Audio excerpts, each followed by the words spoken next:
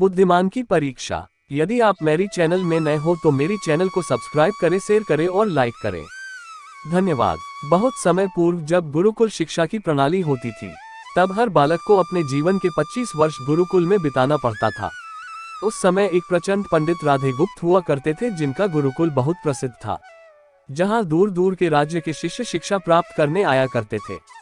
बात उन दिनों की है जब राधे गुप्त की उम्र ढलने लगी थी और उसकी पत्नी का देहांत हो चुका था।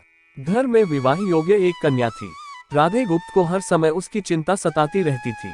वह उसका विवाह एक योग्य व्यक्ति से करना चाहते थे, जिसके पास संपत्ति भले ना हो पर वह कर्मठ हो, जो किन्हीं भी परिस्थिति में उसकी बेटी को खुश रखे और उचित समय पर उचित निर्णय ले सके। एक दिन उनके मस्तिष्क में एक ख्याल आया और उन्होंने इस परेशानी का हल सोचा कि क्यों ना वो अपने खुद के शिष्यों में से ही योग्य वर की तलाश करे। उनसे बेहतर उनकी बेटी के लिए और क्या हो सकता है। इस कार्य के लिए उन्होंने बुद्धिमान की परीक्षा लेने का निर्णय लिया और सभी शिष्यों को एकत्र किया। राधे गुप्त ने सभी से कहा कि वे एक परीक्षा आयोजित करना चाहते हैं, जिसमें सभी की बुद्धिमानी का परिचय होगा। उन्होंने सभी से कहा कि उन्हें अपनी पुत्री के विवाह की चिंता है, जिसके लिए उनके पास पर्याप्त धन नहीं है। इसलिए वे चाहते हैं कि उनके शिष्य विवाह में लगने वाली सभी सामग्री कैसे भी करके एकत्र करें, भले उसके लिए उन्हें चोरी का रास्ता चुनना पड़े, लेकिन उन्हें चोरी करता कोई भी देख ना सके। इसी एक शर्त का पालन सभी को करना है। अगले दिन से सभी शिष्य कार्य में जुट गए। रोजाना कोई न कोई तरह तरह की वस्तुएं चुरा कर लाता और राधा गुप्त को दे देता। राधा गुप्त उन्हें एक विशेष स्थान पर रख देते, क्योंकि परीक्षा के बाद ये सभी वस्तुएं उनके मालिक को वापस करना जरूरी था, क्योंकि वे अपने शिष्यों को सही ज्ञान देना चाहते थे। सभी शिष्य अपने अपने दिमाग से कार्य कर रहे थे, लेकिन इनमें से एक चुपचाप गुरुकुल में बैठा हुआ था, जिसका नाम रामास्वामी था। वह राधा गुप्त का सबसे करीबी और होनहार छात्र था। उसे ऐसा बैठे देख राधा गुप्त ने इसका कारण पूछा।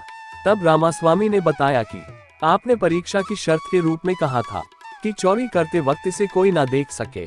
इस प्रकार अगर हम अकेले में भी चोरी करते हैं, तब भी हमारी अंतरात्मा उसे देख रही है। हम खुद से उसे नहीं छिपा सकते। इसका अर्थ यही है कि चोरी करना व्यर्थ है। उसकी यह बात सुन राधा गुप्त के चेहरे पर खुशी छा जाती है। वे उसी वक्त सभी को एकत्र करते हैं और पूछते हैं कि आप सब ने जो चोरी की, क्या उसे किसी ने देखा? सभी कहते हैं नहीं। तब राधा गुप्त कहते हैं कि क्या आप अपने अंतर्मन से भी इस चोरी को छिपा सके? सभी को बात समझ आ जाती है और सबका सिर नीचे झुक जाता है, सिवाय रामास्वामी के। राधा गुप्त रामास्वामी को बुद्धिमानी की परीक्षा में अव्वल पाते हैं और सभी के सामने कहते हैं कि ये परीक्षा मेरी पुत्री के लिए उचित वर तलाशने के लिए रखी गई थी। इस प्रकार मैं रामास्वामी का विवाह अपनी पुत्री के साथ तय करता हूँ। सभी खुशी से झूम उठते हैं, साथ ही चुराई हुई हर एक वस्तु को उसके मालिक को सौंप विनम्रता से सभी से क्षमा मांगते हैं। कहानी की शिक्षा। बुद्धिमानी की परीक्षा से यही शिक्षा मिलती है कि कोई भी कार्य अंतर्मन से छिपा नहीं रहता और अंतर्मन ही मनुष्य को सही राह दिखाता है। इसलिए मनुष्य को किसी भी कार्य के सही गलत के लिए अपने मन को टटोलना सबसे जरूरी है। आज मनुष्य ने अंतरात्मा की आवाज सुनना बंद कर दिया है, इसलिए ही वो गलत रास्ते पर जा रहा है। हमारी अंतरात्मा कभी हमें गलत राह नहीं दिखाती।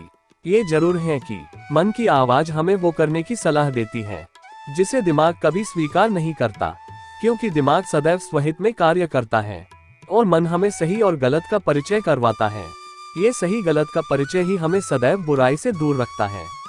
किसी भी कार्य के पहले हमें मन की आवाज जरूर सुनना चाहिए। इस परीक्षा के जरिए राधा गुप्त ने अपनी पुत्री के लिए एक उचित वर भी तलाश लिया और शिष्यों को जीवन का अमूल्य ज्ञान दिया। पूरी कहानी सुनने के लिए धन्यवाद।